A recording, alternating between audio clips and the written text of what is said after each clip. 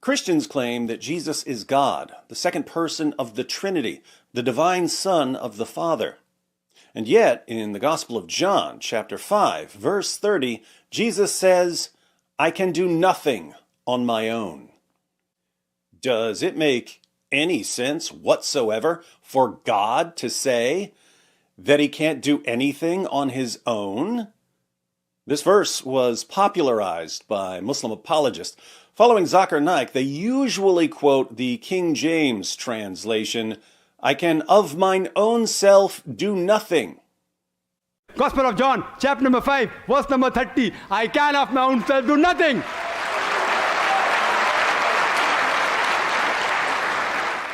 You see?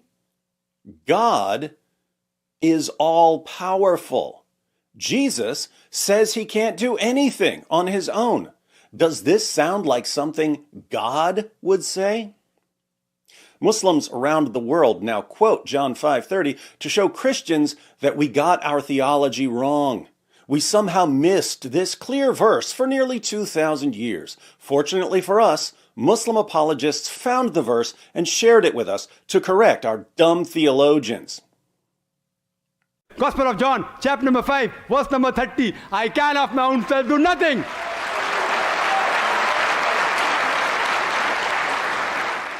When our Muslim friends bring up this verse, it may be helpful to ask a quick question.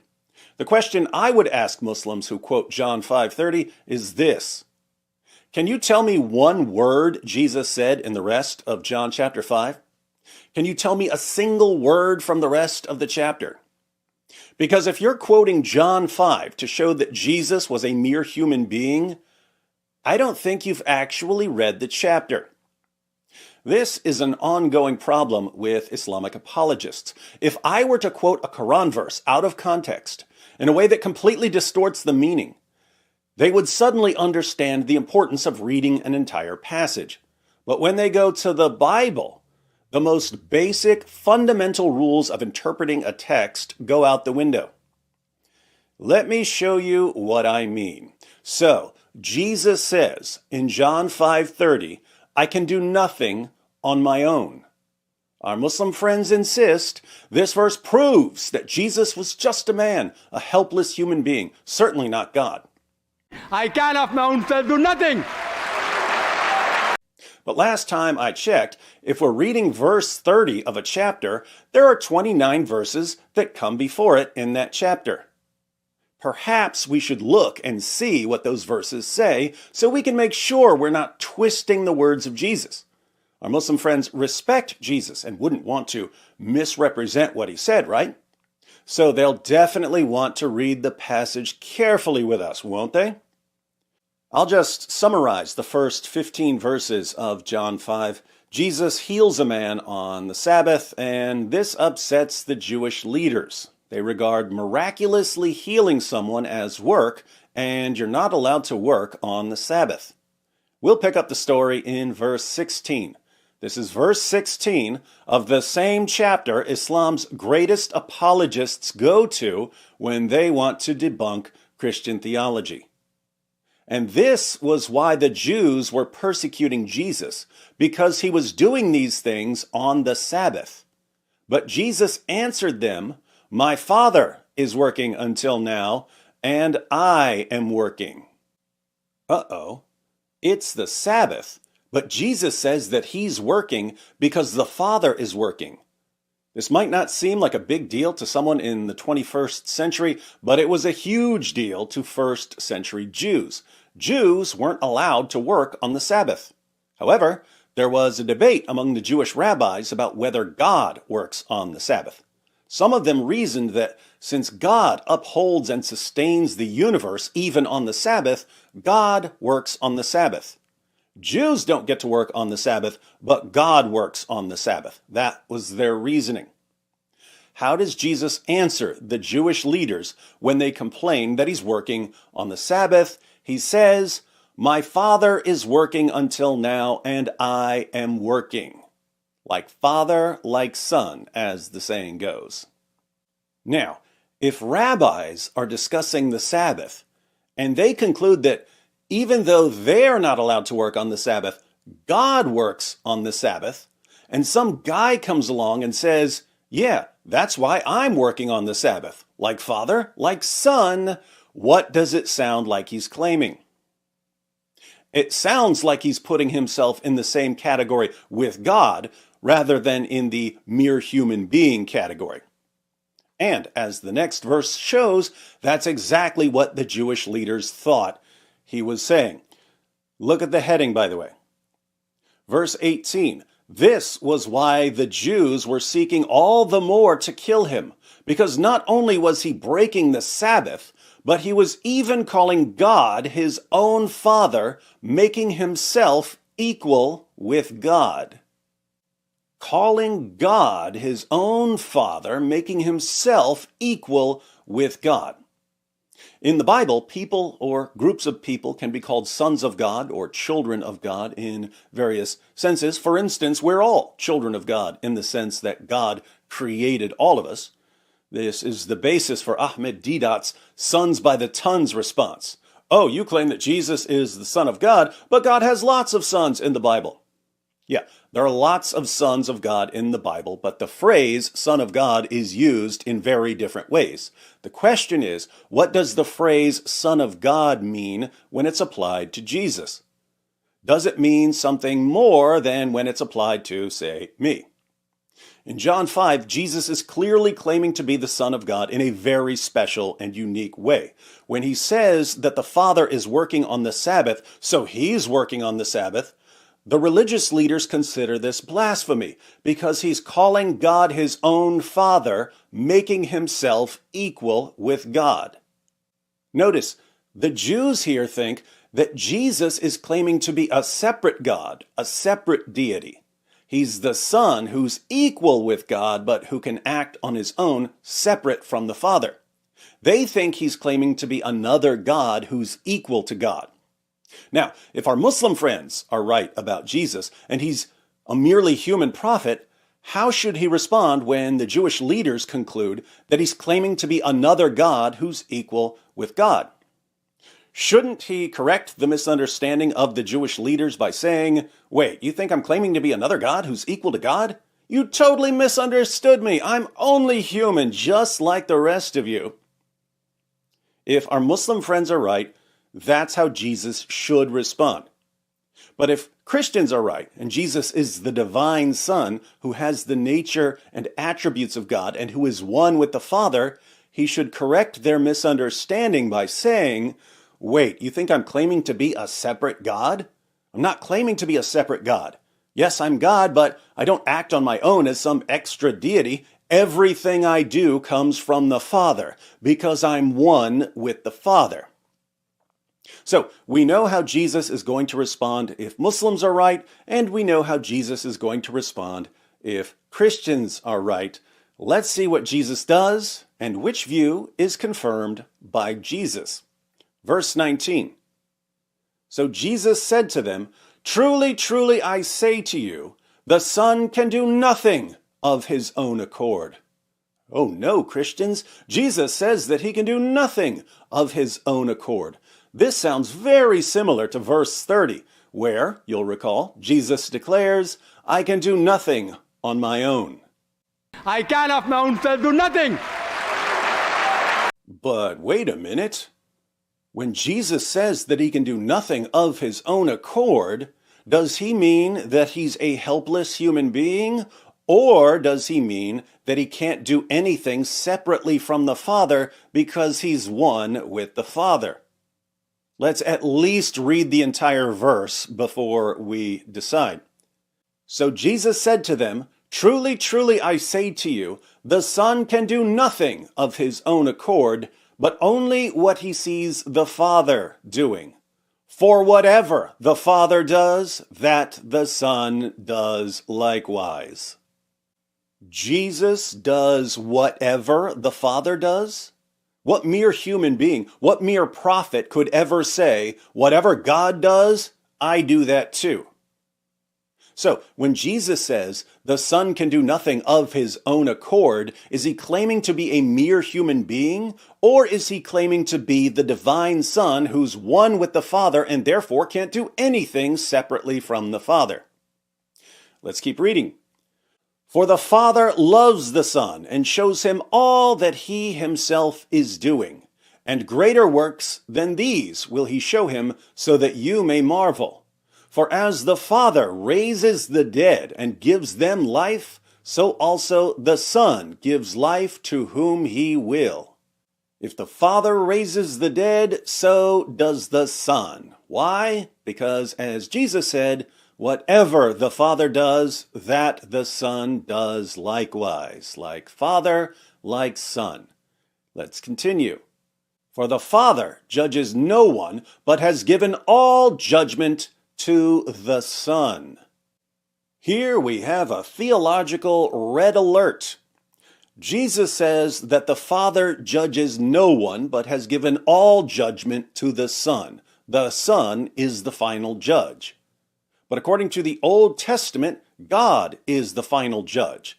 In chapter 3 of the book of the prophet Joel, God declares that the nations will be gathered and that he will sit to judge all the surrounding nations.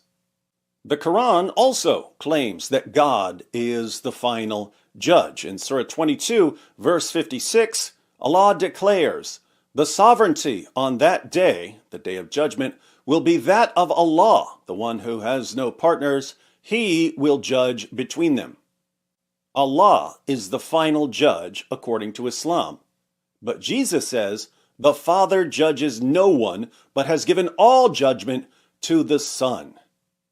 There are two main possibilities here. Either the Bible and the Quran are wrong, and God isn't the final judge because he's handed all judgment over to a helpless human being, or God is indeed the final judge because Jesus is God, and within the nature of the one God, the Father has given all judgment to the Son. But why would the Father give all judgment to the Son? Jesus tells us. For the Father judges no one, but has given all judgment to the Son, that all may honor the Son just as they honor the Father. Father and Son are one, but the Father hands all judgment over to the Son so that all may honor the Son just as they honor the Father.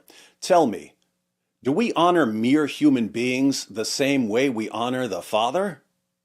Of course we don't. Do we honor human prophets the same way we honor the Father? Absolutely not. What is the only possible basis for honoring the Son just as we honor the Father? The only way we would honor the Son just as we honor the Father is if the Son has the same nature and attributes as the Father.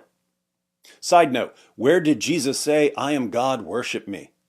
Common question from Muslims. Notice, Jesus says that all of us must honor the Son just as we honor the Father.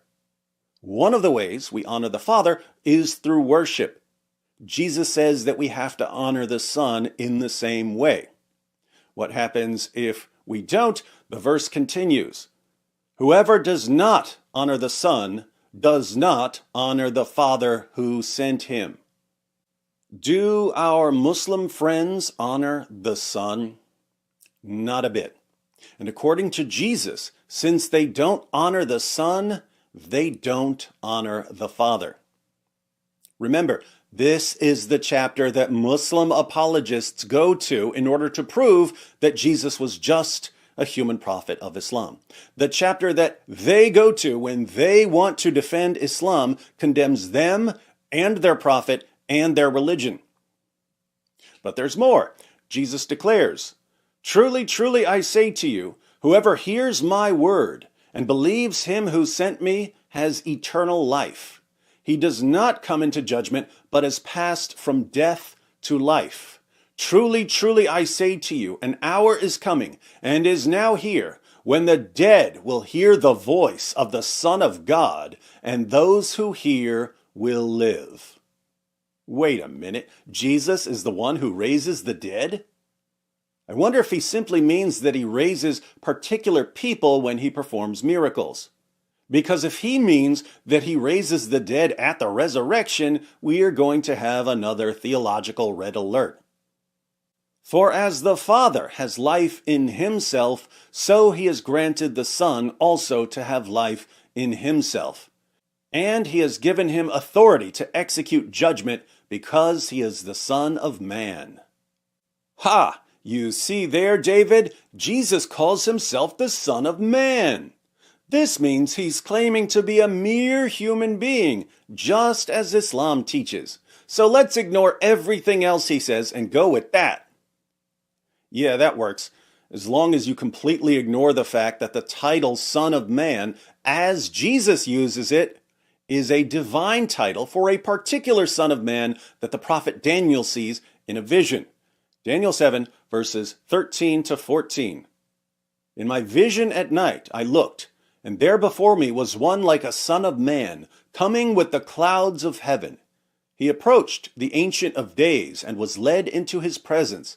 He was given authority, glory, and sovereign power. All nations and peoples of every language worshipped him. His dominion is an everlasting dominion that will not pass away, and his kingdom is one that will never be destroyed. I'm a son of man. There are lots of sons of men, but Jesus claimed to be this particular Son of Man, coming with the clouds of heaven, who would be worshipped by all nations and peoples and would have an everlasting dominion and an indestructible kingdom. Watch how the Jewish religious leaders reacted when they found out that Jesus was claiming to be the Son of Man from Daniel 7. This is at his Jewish trial in Mark 14. Again, the high priest asked him, "Are you the Christ, the Son of the Blessed?" And Jesus said, "I am, and you will see the Son of Man seated at the right hand of power and coming with the clouds of heaven." And the high priest tore his garments and said, "What further witnesses do we need? You have heard his blasphemy. What is your decision?" And they all condemned him as deserving death. The Jewish religious leaders understood what Jesus meant when he called himself the Son of Man. Muslims generally don't. So in John 5, the chapter Muslim apologists keep going to, when Jesus says that the Father has given him authority to execute judgment because he is the Son of Man, he's claiming to be the Son of Man from Daniel 7, who will be worshipped by all nations, including Muslim nations. Almost done. Do not marvel at this, for an hour is coming when all who are in the tombs will hear his voice. Whose voice? The voice of Jesus, who is, according to this passage, the Son of God and the Son of Man. Do not marvel at this, for an hour is coming when all who are in the tombs will hear his voice and come out, those who have done good to the resurrection of life, and those who have done evil to the resurrection of judgment.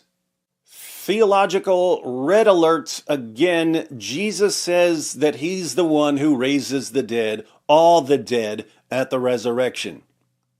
According to the Old Testament, who raises the dead at the resurrection? 1 Samuel 2:6. The Lord kills and brings to life. He brings down to Sheol and raises up. According to the Quran, who raises the dead at the resurrection? Surah 22, verse 7. And surely the hour is coming, there is no doubt about it, and certainly Allah will resurrect those who are in the graves. The Bible and the Quran both say that God is the one who raises everyone from the dead, and yet Jesus claims that he's the one who raises everyone from the dead. Are these the teachings of a man who thinks that he's a mere human being, just a prophet of God? So we've gone all the way through verse 29. And now for the very next verse, the verse Muslim apologists quote to show their followers that even the Bible agrees with Islam. John chapter 5, verse 30, Jesus says, I can do nothing on my own. As I hear, I judge, and my judgment is just, because I seek not my own will, but the will of him who sent me. Now that we've read the passage, something Muslim apologists never, ever want us to do, pop quiz. When Jesus says, I can do nothing on my own, I seek not my own will, is he saying, A, I'm a helpless human being, a simple prophet of Allah, or B, when I claimed to be the divine Son of God, you Jewish leaders thought I was claiming to be a separate God who acts on his own, but I'm here to correct you.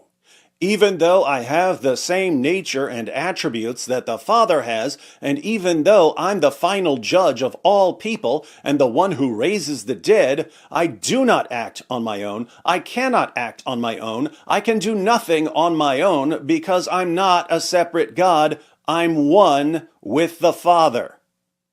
Which one is Jesus saying? How do Muslim apologists read the Bible? They read the Bible like this. Their prophet affirmed the inspiration, preservation, and authority of the Bible. So, as much as they like to lie, they can't stop going to the Bible. But the Bible contradicts Islam. So what do? They go to a chapter that thoroughly contradicts Islam, verse after verse after verse. They ignore everything in the chapter that refutes Islam. They fixate on a verse that they can twist into something that seems to agree with Islam, so long as they erase the entire context. And then they proclaim to their followers, who have never read the chapter and are therefore in a state of ignorance, that the Bible agrees with Islam. And their gullible followers walk away thinking that Christianity has been exposed and that Islam has been vindicated. Do Muslim apologists approach the Bible honestly? Not at all. Do they handle the words of Jesus with respect and integrity? Not a bit. Do they honor the Son as he commands them to honor him? Precisely the opposite. So, according to Jesus, in the passage that Muslim apologists go to when they want to defend Islam, do they honor the Father? Not even slightly. Does John 5:30 support Islam when you pay any attention whatsoever to what Jesus is actually saying in the passage? No, the passage completely, utterly, totally contradicts Islam.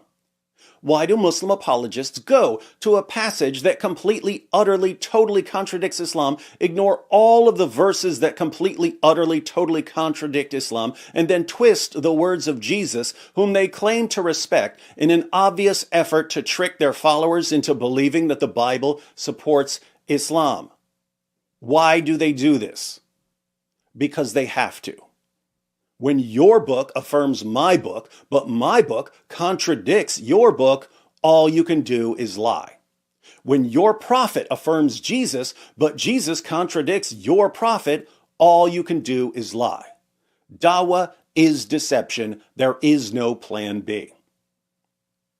The question now for our Muslim friends who are watching is this. Since you've seen as plain as day that your apologists are liars, since you've seen that they lie to you about Jesus, are you going to keep following them away from Jesus and away from the Father? Or are you going to honor the Son as the Father and the Son command?